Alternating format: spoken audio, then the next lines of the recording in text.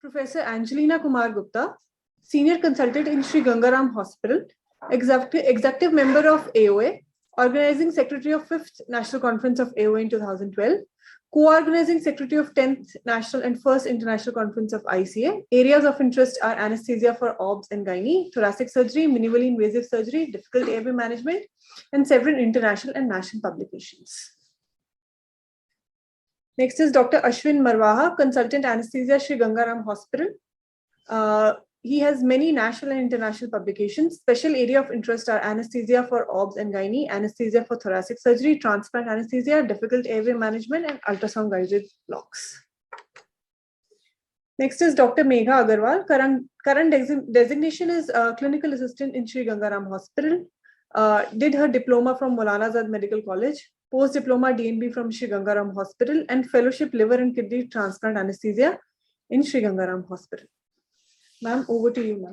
Good afternoon, friends. I welcome you all to the workshop on critical care in obstetrics, which is being held as a part of the 14th National Conference of Association of Obstetric Anesthesia. Today, the focus is basically on obstetric hemorrhage. So here, we will be showing you a small video. This video is an impromptu video wherein all the artists were told about their role play just 10 minutes prior to the video shoot. We wanted to create a real-time scenario wherein everybody is not prepared for their emergency. So you might find there are certain fallacies in the management, which I request you to forego. During the video, we will be pointing out the salient features, and then we will discuss the salient features threadbare so that we come out with the best approach to patient management in cases of such situations. So this is the scenario we are going to deal with. It's a 30-year-old female, G3P2, at 39 weeks of gestation. She has just delivered vaginally a male baby weighing 3,200 grams. She continues to bleed per vaginum for the last 5 hours. She's had previous 2 normal vaginal deliveries, and she had an uncomplicated prenatal course this time. The only medication that was received were the prenatal vitamins. She delivered in a nursing home from where she has been brought accompanied by obstetric JR to a tertiary care center for further management. Let's see the video playing. Good evening, ma'am. I'm Dr. Ashwin. I'm a senior consultant, and she's my resident, Dr. Megha. How are you feeling? I'm not feeling well, doctor. I'm feeling very dizzy and lot of abdominal cramps. I'm feeling as if I'm drained out. Please help me. Sir, what's happening to my patient? Is she okay? Why she has so much pain? Why nobody is telling me anything? Sir, please let us examine her. We will let you know as soon as we find what's happening. Sister, please escort her on. Sir, please come. Sir, no. Sir, please. I'm not going anywhere. Please. Sister, please take note of all the medications given, the IV fluids given, and please take a note of the estimated blood loss. Dr. Megha, please take note of the estimated blood loss. Yes, sir. Sister, what are the vitals?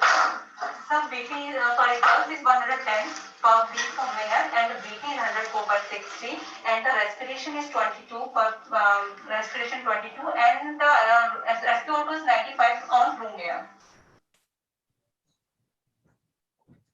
Dr. Gupta, what are your findings?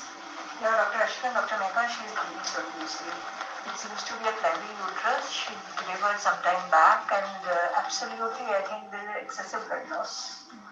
Uterine massage and oxytocin given, oxytocin given. Sister, please put a white bore IV camera and give her some warm saline. Put on warming blankets and send her coagulation profile with fibrinogen, CVC, renal function, and blood grouping and cross matching. Dr. Megha, Yes, please intimate the blood bank and initiate the hemorrhage protocol. Yes.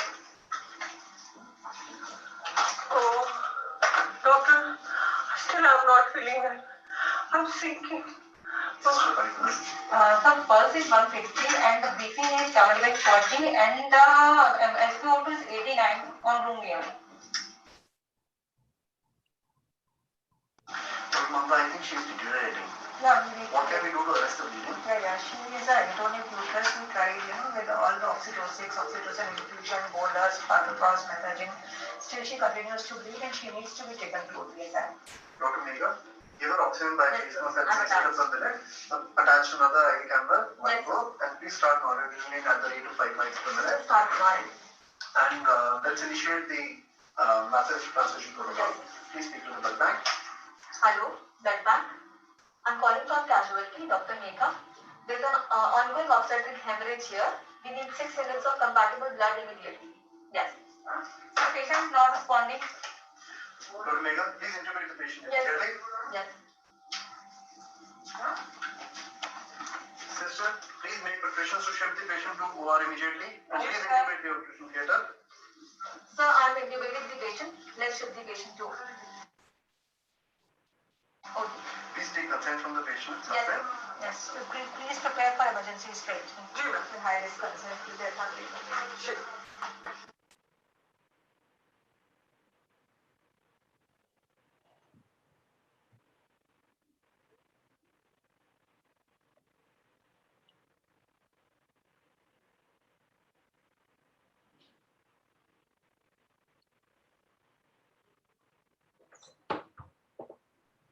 Ma'am, you need to. How do you think did our team perform? I think it was quite good. Our team was able to form together. There was a team leader who was planning, and he was able to get the team to work together to a certain outcome. They called for help early, like the obstetrician could assess the amount of blood loss, and then she called for the anesthetic intervention quite early. Also, there was good communication skills, which is quite important when you're dealing with a massive hemorrhage. The doctors introduced themselves to the patient, and also when they were communicating with the blood bank, they used quite appropriate words to tell about the emergency, like the ongoing obstetric hemorrhage. They also used the SBAR2 very efficiently, which means to say they took account of the situation, the background, there was assessment and recommendation.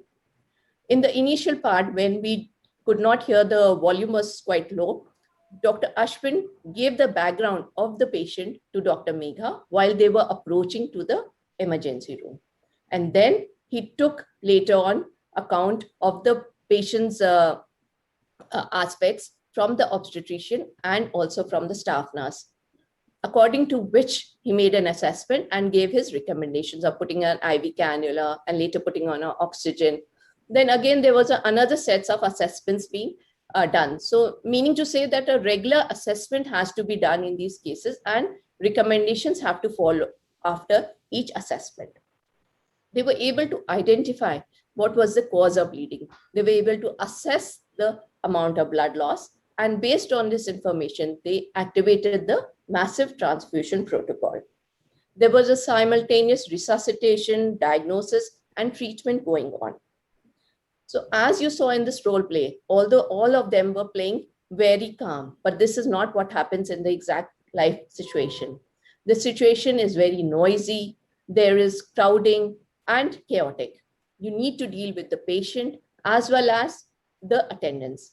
So if you only have a systematic approach to management, then you will get the desired outcome. So let's now start with the discussion part. So can I have the first poll question, please?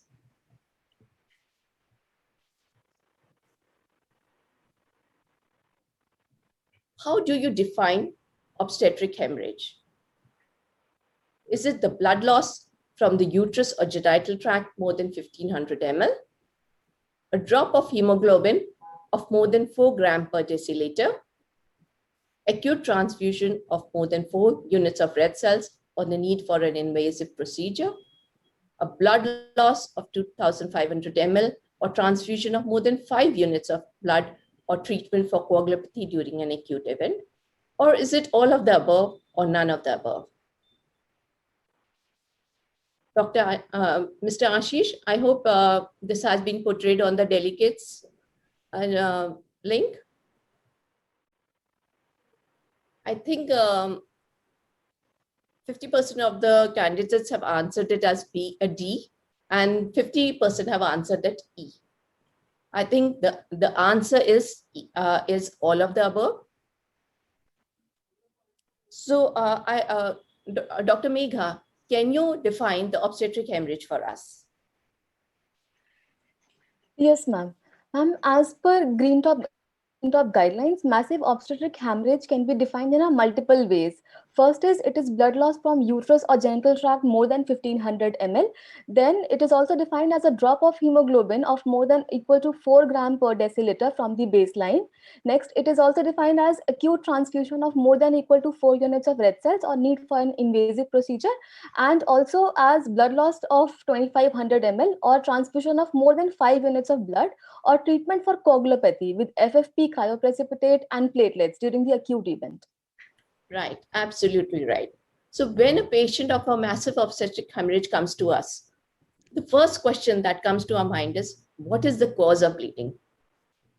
So looking at the causes of bleeding comes my next poll question.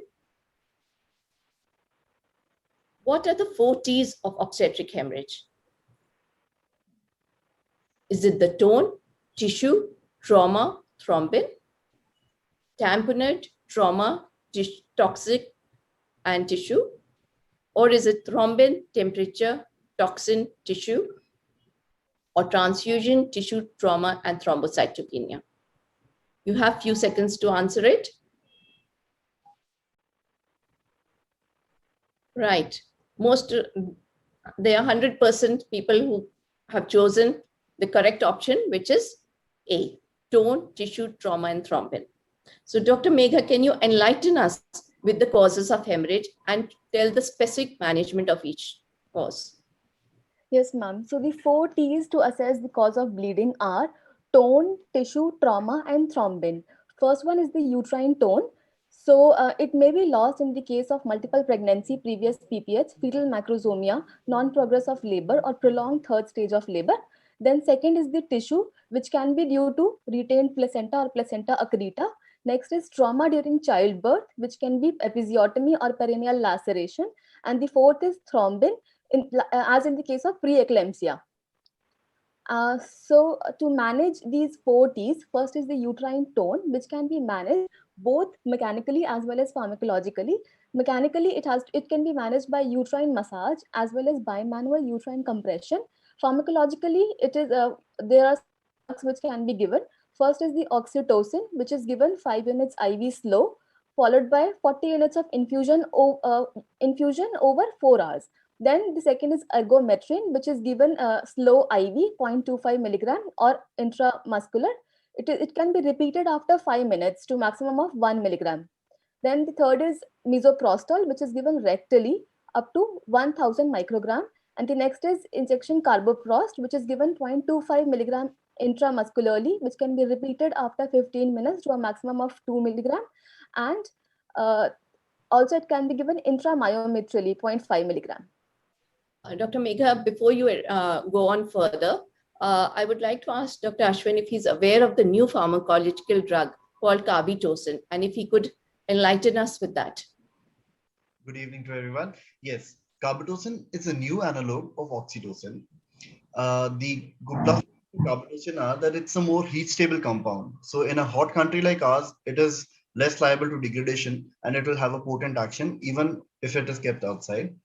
It has a longer half-life of around 40 minutes as opposed to 3 to 4 minutes for oxytocin.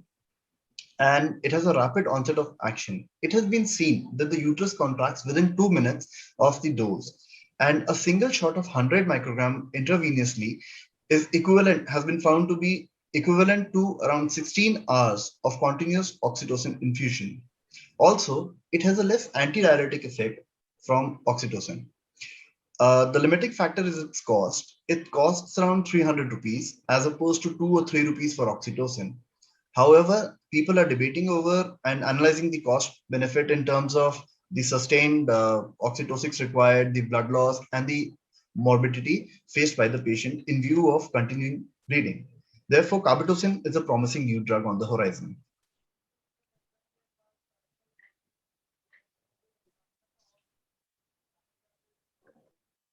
I want to make a point here that the oxytocin which we are giving, which has been told in this slide, we have now shifted on to using even smaller doses, like the rule of threes, where you give 3 units each at an interval of 3 minutes, and then it is followed by, it is given as an infusion of 3 units per hour.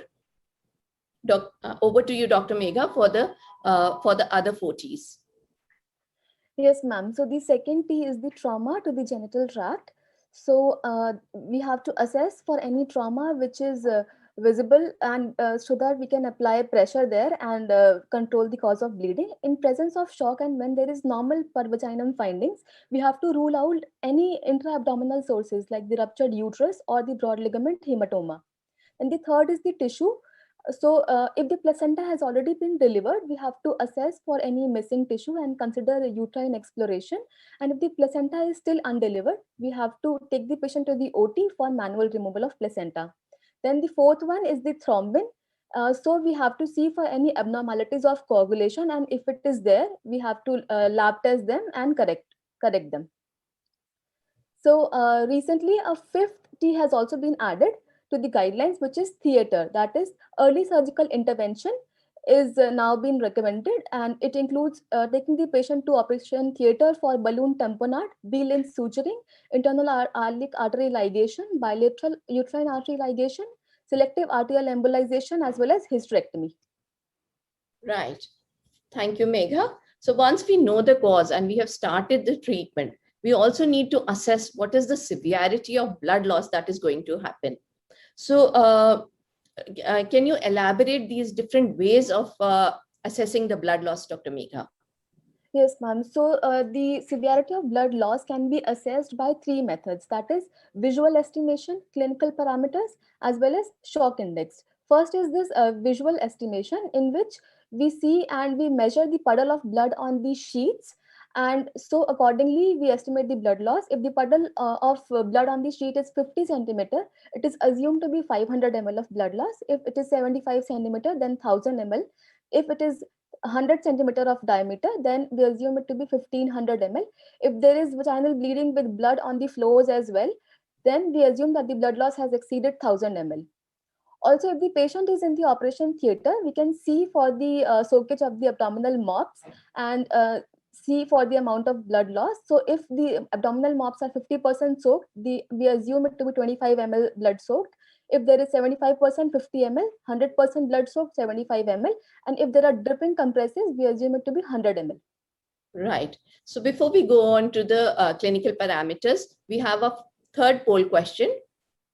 Mr. Ashish, can you put it on the group as well? Which of the following is not a clinical parameter of stage 4 hemorrhage? Is it the blood loss more than 40% of blood volume, tachycardia more than 140 beats per minute, capillary refill time more than 3 seconds, urine output more than 20 ml per hour, or obtunded mental status?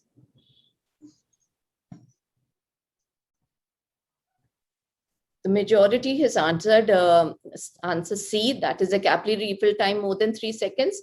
But I think this is not the case. The correct answer is urine output more than 20 ml per hour. So Dr. Megha, I would like you to discuss these clinical parameters. Yes, ma'am. So the second method by which we can assess the severity of blood loss are the clinical parameters, which includes heart rate, blood pressure, capillary refill time, respiration, urine output, and mental status. So accordingly, we can stage the amount of blood loss as if stage 1 is compensated when the blood loss is less than 15% and the vital parameters are almost normal. And as we move on, like in stage 2, which is mild blood loss, the blood loss is 15 to 30%. Then stage 3 is 30 to 40%, and stage 4 is more than 40%. We see that with the increasing blood loss, there is increasing tachycardia. There is decreasing blood pressure. As we can see that from stage 3 to stage 4, there is marked difference, and there is profound decrease in pressure.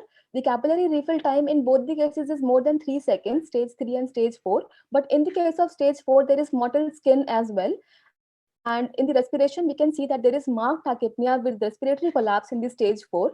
Then the urine output decreases gradually. In stage 3, it is less than 20 ml per hour. But as we move to more than 40% of blood loss, it proceeds to anuria completely. And then in the mental status, the patient in stage 3 is confused and agitated. But as we move forward and there is more and more blood loss, stage 4 has the patient's mental status is totally obtunded. Next is the shock index. So that is the third method by which we can assess the blood loss. It is the ratio of heart rate to systolic blood pressure. So if the this ratio shock index is more than 0.9, then it means that there is significant blood loss.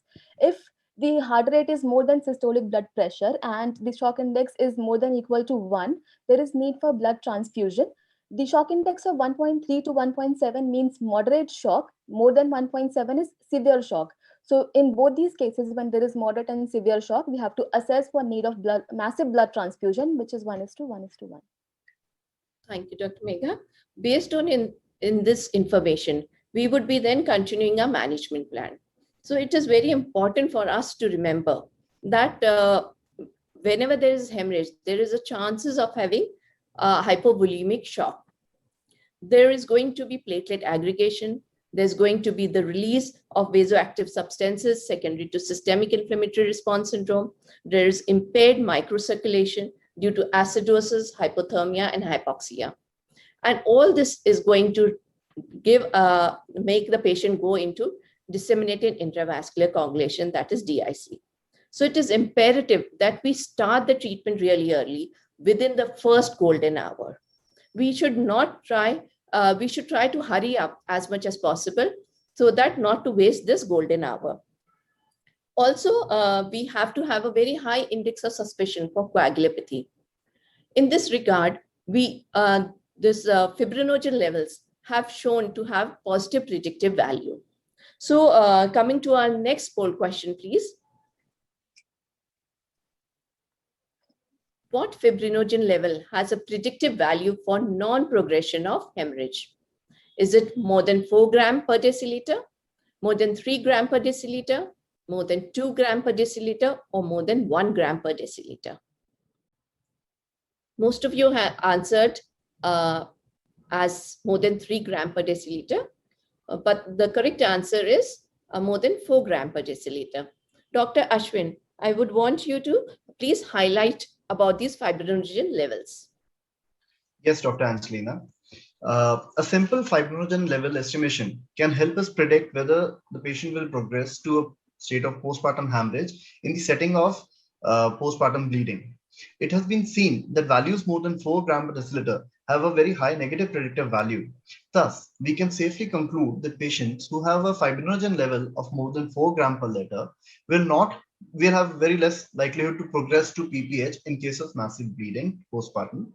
And those patients in whom the levels are less than 3 and especially less than 2 grams per liter, these patients have a very high likelihood of progressing to a state of postpartum hemorrhage in the postpartum setting. Thank you so much. So another important aspect now which we come to is communication and the multidisciplinary team approach. There has to be a good communication between the different staff members, the obstetric staff, anesthetist, intensivist, blood bank, nursing, and the hematologist. And in certain cases like placenta accreta, if we are taking to the operation theater, then we sometimes need the subspecialty surgeons also available with us, like the vascular surgeons and the urologist. Not to forget that one has also to make communication with the patient and the support person. As you saw in the video, the support person was always asking us why nobody's telling us something. So it is very important that we keep the communication with the support person. Another aspect of communication which is important is that we should be able to use specific words to communicate the urgency. Like in cases of a blood bank, we need to tell them whether it's a controlled obstetric hemorrhage or is an ongoing major obstetric hemorrhage. It is also helpful to tell them what type of blood products are needed, whether we need a group-specific blood or a compatible blood. If the patient has been bleeding aggressively and you do not have the time, then you do need a group-specific blood. But if the time permits, then maybe you would go for a compatible blood. Now then we come on to the resuscitation part. So I would ask Dr. Megha to take us through to the different steps of resuscitation. Yes, ma'am. So the resuscitation of these patients is done as per our routine strategy. That is, we have to maintain ABC. We have to ensure that the patient's airway is intact, patient is breathing, and the circulation is being maintained. We have to give oxygen to these patients via face mask at the rate of 10 to 15 liters per minute. We have to ensure that the patient is made flat. 2 wide bore cannula, 14 or 16 gauge should be in place. And we have to take blood samples, complete blood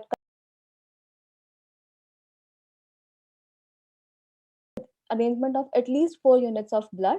We have to keep the patient warm with warm fluids and warming blankets.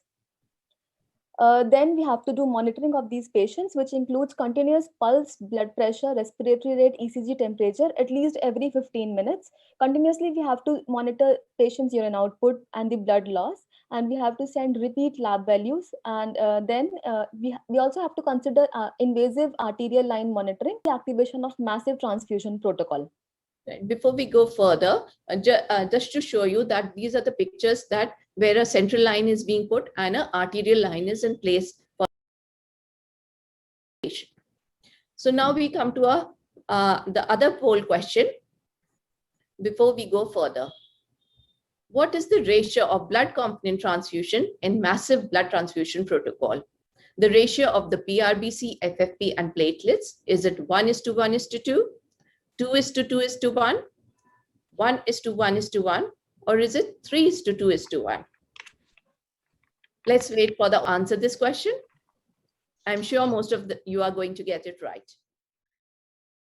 As I expected, 60% of you have answered it as option C, which is 1:1:1, and this is the right answer. Over to you, Dr. Megha.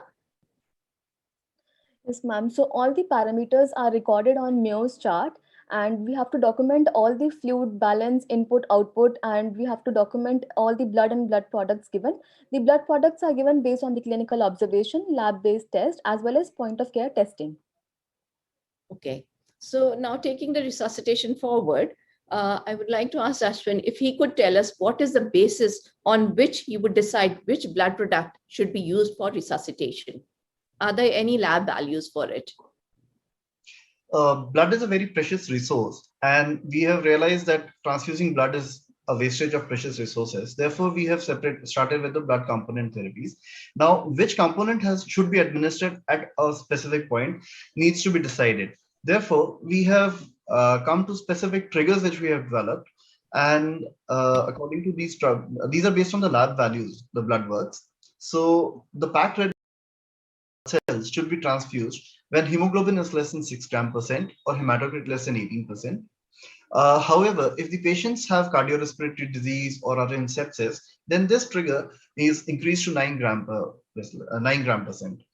Random donor platelets, these are transfused when platelet count is less than 75,000 in cases of microvascular bleeding. However, if any surgical intervention is to be planned, then platelets should be transfused only if platelets are less than. The single donor platelets are a better option than the random donor platelets, but this requires a group and type specific donor. And usually the processing time is around 4 to 6 hours. So this option is not usually a viable one in cases of emergency. In cases of microvascular bleeding due to clotting factor deficiency, we transfuse fresh frozen plasma. And the triggers are when the prothrombin time is more than 6 seconds, or INR value more than 1.5, or APDT more than 1.5 times the control value. In cases of massive transfusion, 1:1 ratio for packed red blood cells and FFP is used. Those cases which have microvascular bleeding due to fibrinogen deficiency, we transfuse the cryoprecipitate, specifically when plasma fibrinogen concentration is less than 100 milligram per deciliter. These cases would be typically DIC or massive transfusion. However, nowadays, point of care testing has taken over. It has an increasing role. The two main modalities are the TEG and the ROTEM. TEG is a viscoelastic hemostatic assay that gives us global assessment of blood coagulability. That is, it measures the coagulation cascade, platelet function, and fibrinolysis. It is a real bedside test. And its increasing role is because of its benefits, because it assesses the kinetics of clot formation and growth, as well as the strength and stability of the clot formed. It helps us guide the transfusion therapy and thus prevents the wastage of blood products. And more importantly, in cases of ongoing dynamic situation like resuscitation, it detects the dynamic changes and helps us guide the transfusion. Right. Dr. Ashwin, could you also tell us what is the importance of each parameter in TEG and how it guides you through giving which blood component?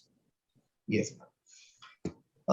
We measure a lot of parameters, but the main parameters which are of interest are the reaction time, that is the R time. This is the time from the start of the test to the initial fibrin formation. That is roughly, it corresponds to a plot of roughly 2 millimeter. The normal range for this time is about 5 to 7 minutes. This time, this phase is the activation phase, and it depends mainly on the concentration and function of coagulation factors. The next parameter we measure is the kinetics time or the K time, and it refers to the rate of clot formation. It is the time from the beginning of clot formation to the clot formation of a particular strength, which corresponds to roughly 20 millimeter diameter, 20 millimeter. And this also depends on the concentration of fibrinogen and its activation. This is the amplification phase of the coagulation cascade, and its value is also 5 minutes. The next is the alpha angle.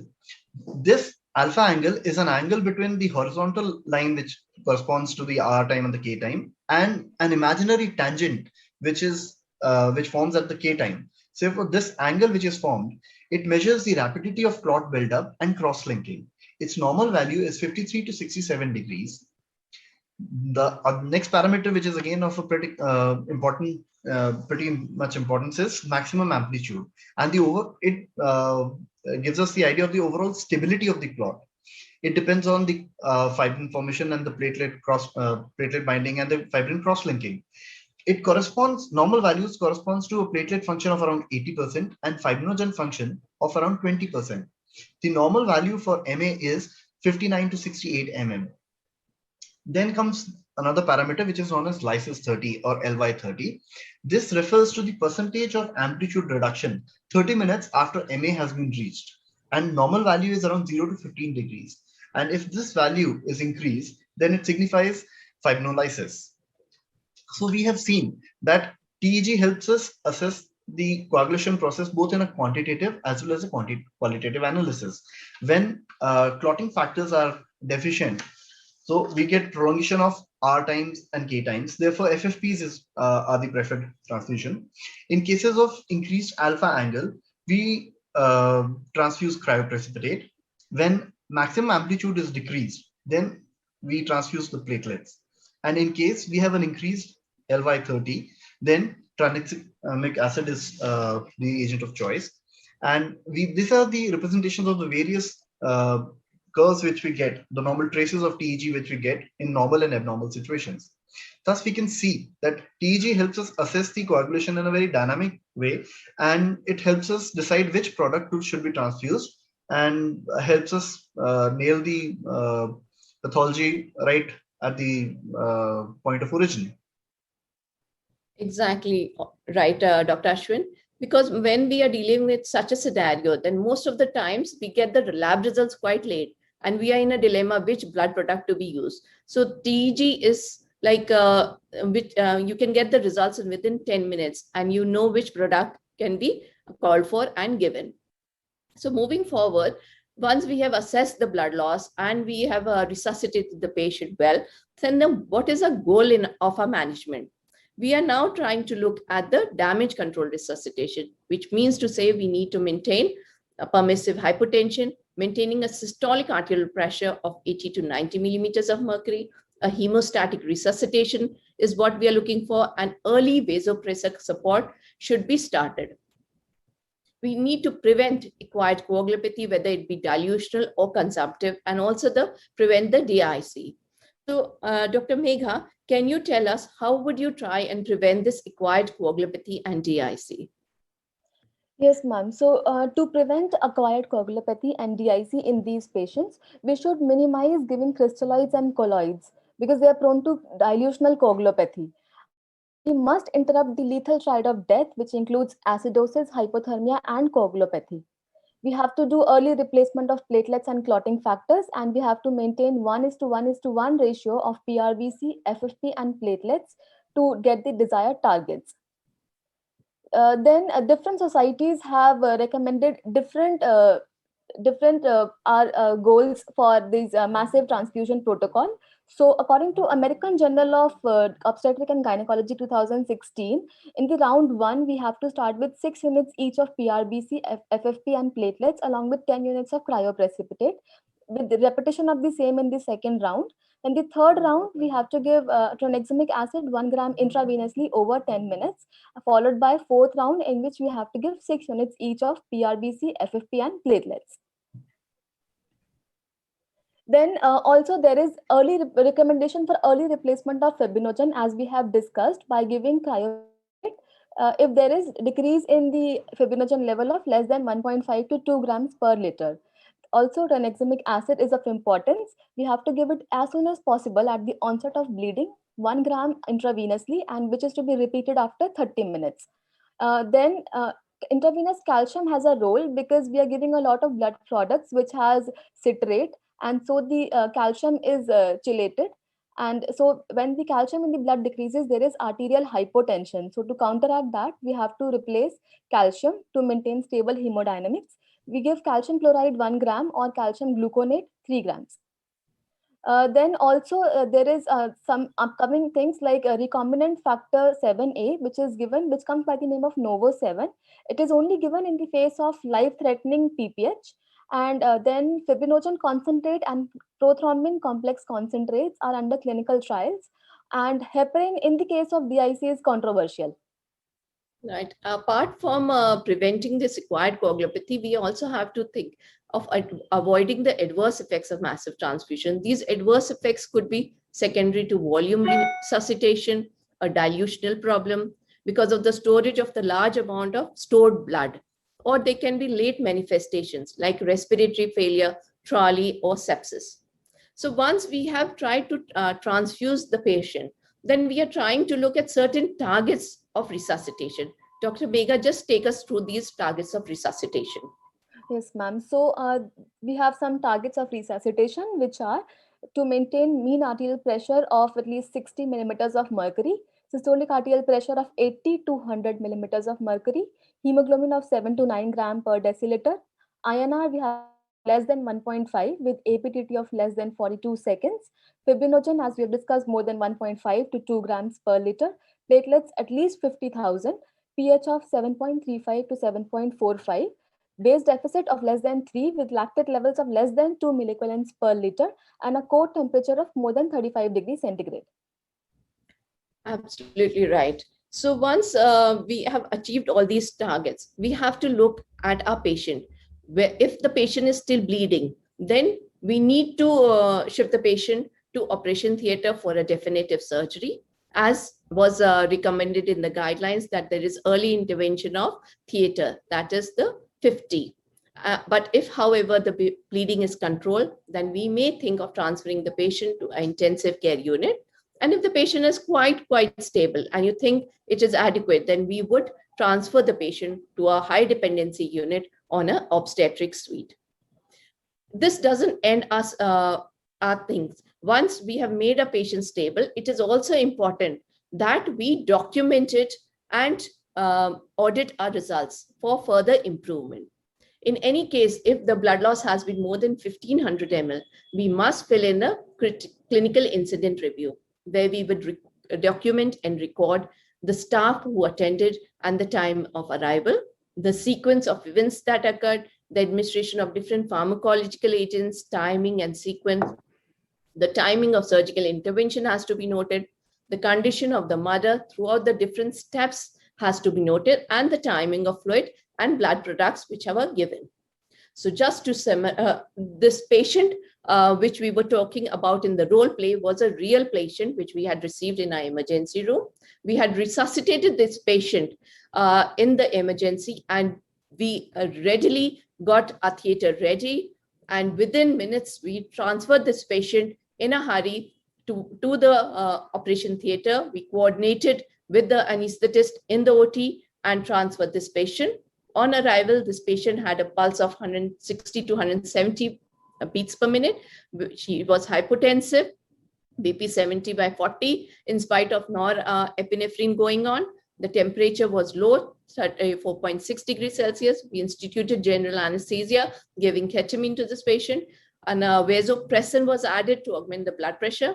And we did the point of care testing with TEG, as we did not have the availability of the lab results at this time.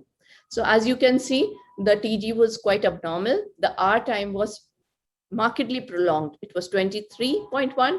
The K time was prolonged. There was a decrease in the alpha angle, and the MA was only 45.6. The coagulation parameters, which we received quite a while later, also showed the platelets in the range of 70,000. APTT and PT were deranged more than 400 seconds and 300 seconds, and the fibrinogen levels were low. Based on the TEG, we resuscitated the patient. She received 7 units of PRBCs, 8 units each of FFP and cryoprecipitate, and 4 units of platelets. She was given tranexamic acid. The acidosis was corrected by soda bicarb and controlling the respiratory rate. That she was actively rewarmed from 34.6 degrees to 36 degrees Celsius over 2 hours in the operation theater. And then we did a TEG again. At this time, the TEG had come to near normal. In the normal ranges, the R time and the K time was 18. The alpha angle had much improved, and the MA had come to a near normal situation. So later, this patient was shifted to the surgical ICU for further management. She developed severe sepsis. Her procal levels were very high. She was given antibiotics and extubated on the 7th postoperative day. Later, she developed acute kidney injury, which could be the result of the massive transfusion she had received, for which she received renal replacement therapy on the 10th, 14th, and the 19th postoperative day. In her overall stay, she received a large amount of blood components, PRPC 24 units, FFP 16 units, and platelet concentrate and cryoprecipitate 22 units each. She was, however, discharged in a healthy condition along with the baby on the 32nd postoperative day. So just to summarize, whenever you are dealing with a massive hemorrhage, it is very pertinent that we recognize the condition early and we recognize the need for transfusion. For these, real-time coagulation monitors are invaluable. According to which you can guide your transfusion of specific blood components. Always activate the massive transfusion protocol early. Consider damage control resuscitation. Avoid the lethal triad of acidosis, hypothermia, and coagulability. It is really, really important. Do not try infusing cold blood to the patient. Please make the blood components warm before you give to your patient. There should be a strict vigilance on transfusion of crystalloids and the colloids. The recommendation is you give only about 2 liters of crystalloids, and another 1.5 liters can be given if you're weighting the blood components. But always have a thought that you would be supplementing with the blood components, which is needed. There should be a multidisciplinary evidence-based approach with good communicative skills to achieve your goal. I hope we have covered the hemorrhage in totality, and it would help you in a better patient management in future. Thank you.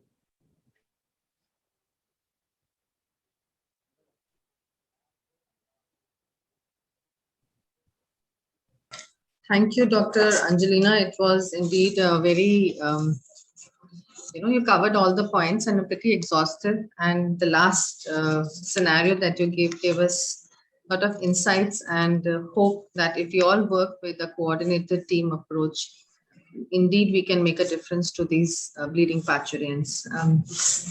Do we have questions?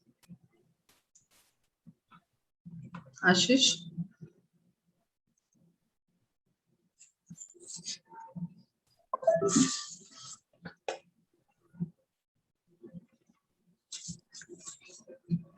So just to sum it up, as I believe it has been covered so well, it is indeed a dynamic process where preparation goes and preparedness of the team goes in a long way. And I believe drills, and we hope to meet each other sometime in future in person to conduct such drills and test the simulation in real time on a simulator, of course, would make a difference to our actions in in a real scenario.